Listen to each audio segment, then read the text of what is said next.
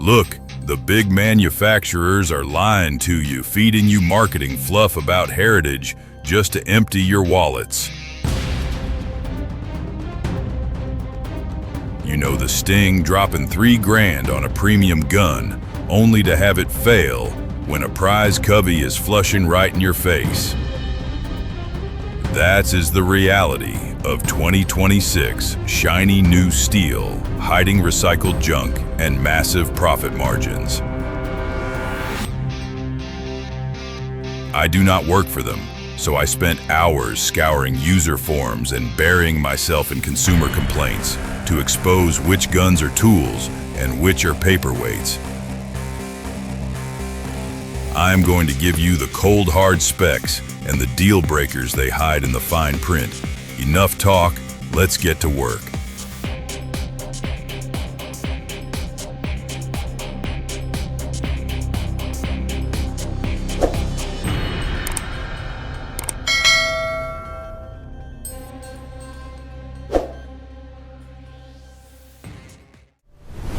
Let's kick this off with number 7, a rig built for the ugliest days of the year, the Mossberg Silver Reserve Eventide. Most over-unders are safe queens. They panic at the first sign of rain or grit. This thing lives in the mud. It is coated in Patriot Brown Cerakote, a polymer ceramic shield that laughs at salt water and corrosion. But the real story here is under the hood. It features a massive 3.5-inch chamber. Here is why that matters. Steel shot is light. To drop a goose at 40 yards, you need big pellets. Size BB or BBB. Those pellets eat up space.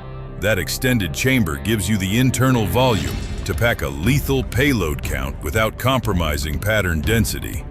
It is a heavy beast, tipping the scales at over 7 pounds. You need that weight.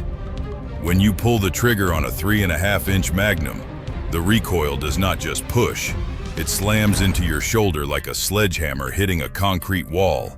The weight soaks up that punishment so your collarbone does not have to. Now, for the bad news. And honestly, it is a pain. This shotgun uses extractors, not ejectors. When you break the action, the shells just sit there.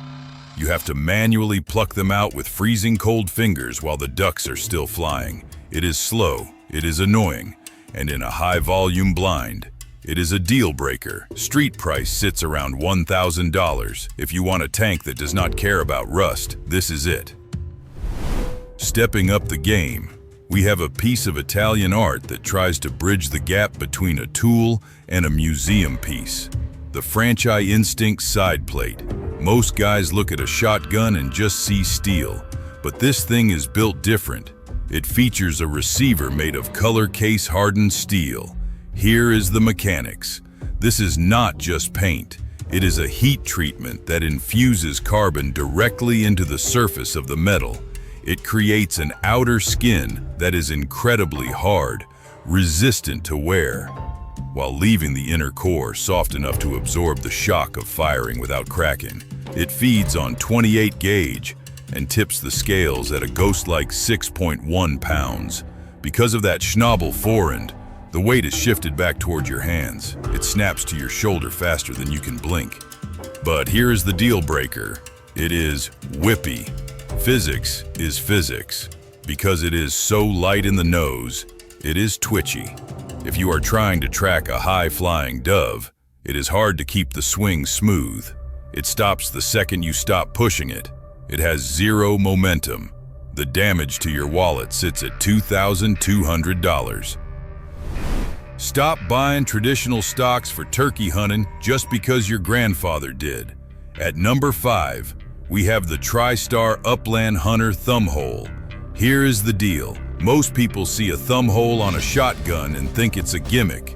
It is not. This rig is engineered for a specific mission, dropping a tom turkey at 40 yards. The secret sauce here is the biomechanics of the grip. Standard stocks force your wrist into a bent, unnatural angle when you are sitting against a tree for 30 minutes. This design fixes that. It features a vertical pistol grip that isolates your trigger finger. This allows for a straight-back pull, identical to a precision rifle, which is critical when you are trying to put a tight pattern of tungsten super shot into a target the size of a tennis ball. It feeds on 20 gauge, and weighs in at a flat 6 pounds. But here is the truth, and it is going to hurt. This gun is a one-trick pony. The vertical grip is amazing for aiming at a stationary head, but it is terrible for pointing at a flying bird. If you try to swing this on a flushing pheasant, the ergonomics fight you. It feels clunky. It feels wrong. The street price sits around $879. This is a solid specialist tool. But wait until you see the absolute monster waiting for you at number 1. A gun that redefines what a break action can actually do. I know the fanboys will hate this, but you do not need to spend $3 grand to get a gun that works. Sound off below if you trust a budget rig, or if you think they are trash. At number 4, we have the Stoeger 7000. Here is the reality. Most entry-level over-unders are junk. They are stiff, they rattle, and they fail. This one is different. It features a receiver made of aluminum alloy, but here is the mechanic's insight. They inserted steel reinforcement plates directly into the breech face. Why does that matter?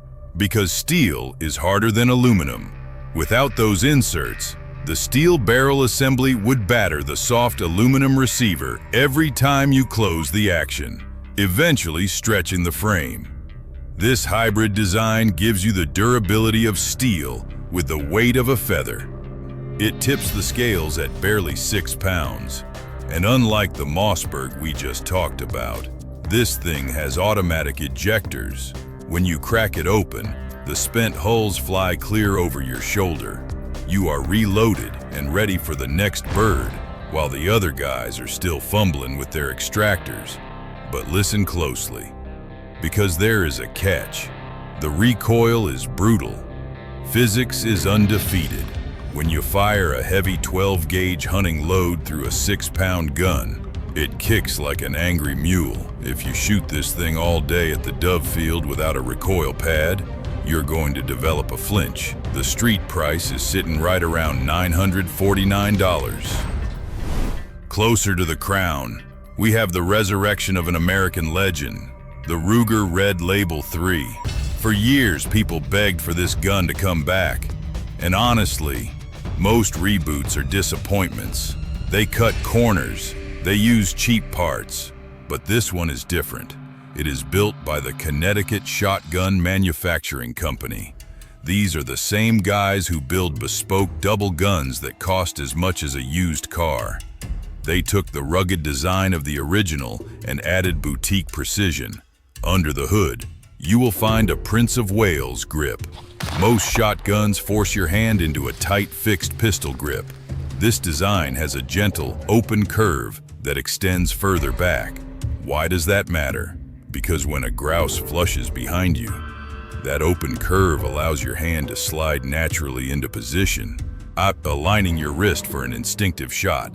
This rig feeds on 20 gauge and sits on a true scaled frame that weighs just 6.59 pounds. But here is the deal breaker. The controls are tiny. The barrel selector is integrated into the safety, and it is stiff. If you are wearing thick gloves in late December, you're going to fumble with it. You might miss the shot just trying to select the right barrel. The damage to your wallet is $3,299. This is a beautiful piece of nostalgia. But wait until you see the absolute game changer at number 1. It makes this look like an antique. Entering the elite tier, we have the machine that killed the Citori 725 to take the throne, the Browning Citori 825 Field. Here is the deal. For decades, the Citori was defined by its tall receiver. It was strong, but it sat high in your hands. The 825 fixes that. They shaved the receiver down. lowering the bore axis significantly.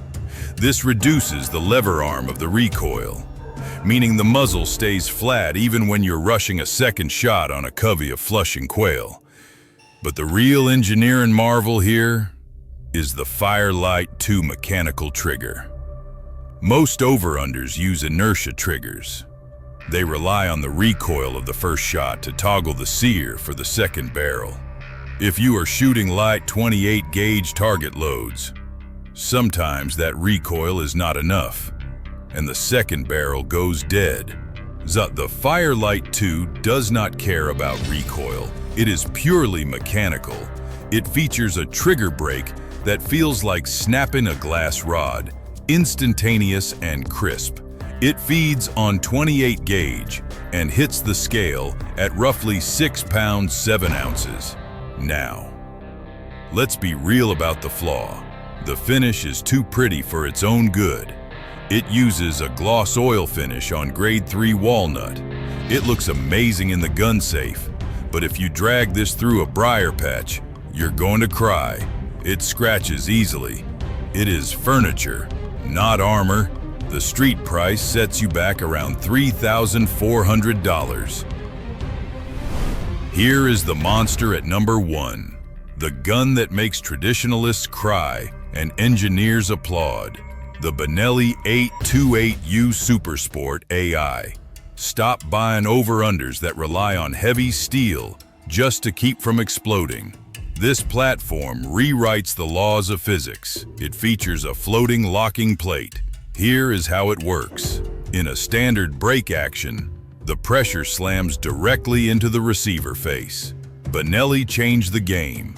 When you close this action, a quad-lock steel plate engages the barrel extension. When you pull the trigger, all that violent pressure is contained within the barrel plate assembly. The receiver itself, made of lightweight aerospace aluminum, takes zero stress. It feeds on 20 gauge, and despite being a featherweight at 7.1 pounds, it does not kick. Why? Because of the Comfortech 3 system. The stock is built with synthetic chevrons that act like crumple zones in a car crash. It absorbs the energy before it ever reaches your shoulder. But the real secret is the advanced impact barrel. They elongated the forcing cone and revised the bore geometry to increase velocity, driving pellets deeper into the target. Now, for the deal breaker, the price is offensive. You are looking at a street price of $4,599. That is used car money. And honestly, it looks like a sci-fi prop. If you show up to a vintage quail hunt with this carbon fiber spaceship, you're gonna get weird looks. Here is the bottom line. The 2026 market has officially split. You have the neo-traditionalists like Browning and Ruger, polishing the past with better triggers and lower profiles. And you have the technical modernists like Benelli, who are stripping the shotgun down to pure math and metallurgy. The days of the heavy 12 gauge being the only option are over. The sub-gauge revolution is here. And with tungsten supershot, a 28 gauge is now a lethal legitimate primary weapon. Choose your tool based on your mission, not the nostalgia. Watch your 6. I am out.